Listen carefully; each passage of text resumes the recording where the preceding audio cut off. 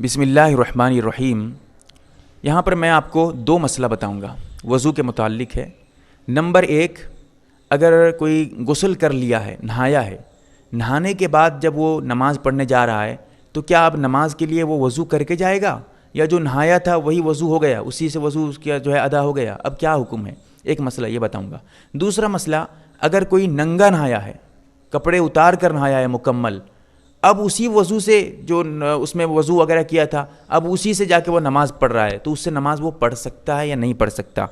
سب سے پہلے یاد رکھیں، حدیث میں آتا ہے عائشہ رضی اللہ تعالی عنہ قالت کان النبی صلی اللہ علیہ وسلم لا يتوضأ بعد الغسل۔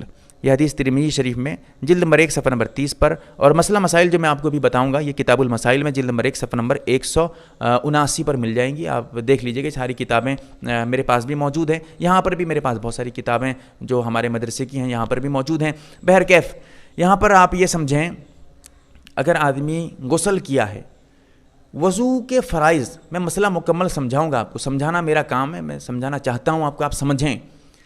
وضو میں جو فرائض ہیں جن کا ادا کرنا ضروری ہے، جن کے بغیر وضو ہوتا ہی نہیں ہے، وہ 4 چیزیں ہیں۔ نمبر 1، چہرے کا دھونا، مکمل چہرہ دھونا۔ نمبر 2، کہونیوں تک دھونا، ہاتھ کو کہونیوں سمیت دھونا۔ نمبر 3، سر کا مسح کرنا۔ نمبر 4، پیر دھونا۔ اگر کوئی یہ 4 چیز کر لیتا ہے، اب اس کا وضو ہو گیا۔ اب سمجھیے، اگر کوئی آدمی غسل کیا ہے، غسل کرنے سے پہلے بھی وضو کرنا سنت ہے، لیکن اگر وضو بائی چانس وہ کیا نہیں ہے، یا کرنا چاہیے تھا لیکن کیا نہیں ہے، کر لیا ہے تو پھر ٹھیک ہے، وضو تو ہو گیا، اسی وضو سے وہ نماز بھی پڑھ سکتا ہے، کوئی بات نہیں ہے۔ لیکن اگر غسل کرتے وقت وضو نہیں کیا تھا، اب غسل مکمل کیا، سر میں بھی پانی وغیرہ ڈال دیا اور سر میں ہاتھ وغیرہ پھیر دیا، چہرے میں بھی پانی آ گیا، ہاتھ بھی کہونی سمیت دھل گیا، پیر بھی دھل گئے، مکمل اچھی طرح سے وہ غسل کر لیا۔ جب غسل کر لیا تو یہ 4 چیزیں جو وضو میں دھونا ضروری ہیں، ان 4 اعضاء کا، ان 4 جگہوں کا، یہ بھی اس میں داخل ہو کر دھل گئے۔ جب دھل گئے تو یہ بھی ایک وضو کے قائم مقام ہو گیا۔ اب لہٰذا اب اس کو جو نماز پڑھنے جائے گا، الگ سے وضو کرنا نہیں ہے، بغیر وضو کیے، کیونکہ وضو پہلے سے ہو چکا ہے، وضو اس کا ہے موجود، اب وہ سیدھا نماز پڑھ سکتا ہے، اب وضو نہیں کرے گا۔ اور اس صورت میں اگر وضو کرے گا تو مکروہ بھی ہے، علماء نے لکھا ہے، ایک مستقل بحث ہے، آپ دیکھ لیجئے گا۔ ایک ویڈیو میں اس سے پہلے ڈالا تھا کہ غسل کے بعد وضو کریں یا غسل سے پہلے وضو کریں، دیکھ لیجئے ویڈیو، سمجھ جائیں گے آپ مسئلہ، بہت وضاحت کے ساتھ مدلل باتیں میں نے پیش کی تھی اس وقت۔ تو یہ مسائل تھا۔ اور اسی طرح آپ اب اس کو سمجھیے گا، ایک آدمی غسل کیا لیکن سر دھویا نہیں، صرف گلے کن سے دھویا ہے، گلے کن سے غسل کیا ہے، اب اگر نماز پڑھنے جائے گا وضو کرنا پڑے گا اس کو۔ کیوں؟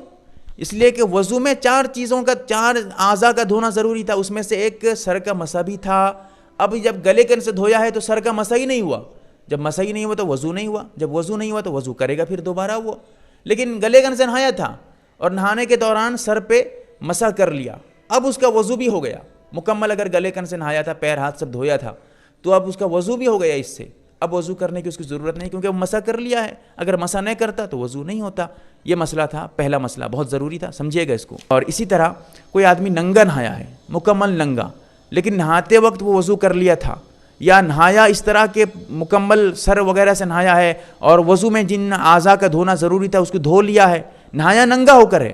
ننگا نہانا کیسا ہے، ایک مسئلہ مستقل ہے، ویڈیو میری موجود ہے، دیکھ لیجئے یوٹیوب میں مار کر دیکھیے ننگا نہانا کیسا ہے، کپڑے اتار کر نہانا کیسا ہے، آ جائے گی ویڈیو میری، اس کو دیکھ سکتے ہیں آپ۔ تو اب جب وہ نہا لیا ہے ننگے ہو کر، اب جو نہانے کی وجہ سے جو وضو ہوا ہے، وضو کیا ہے یا مکمل نہایا ہے، بدن اس کا مکمل بھیگ گیا ہے، تو اب اس صورت میں جب نماز پڑھنے جائے گا، اب دوبارہ وضو کرنے کی ضرورت نہیں ہے، اسی وضو سے بھی وہ نماز پڑھ سکتا ہے، دوبارہ وضو کرنے کی اسے ضرورت اس صورت میں بھی نہیں ہے۔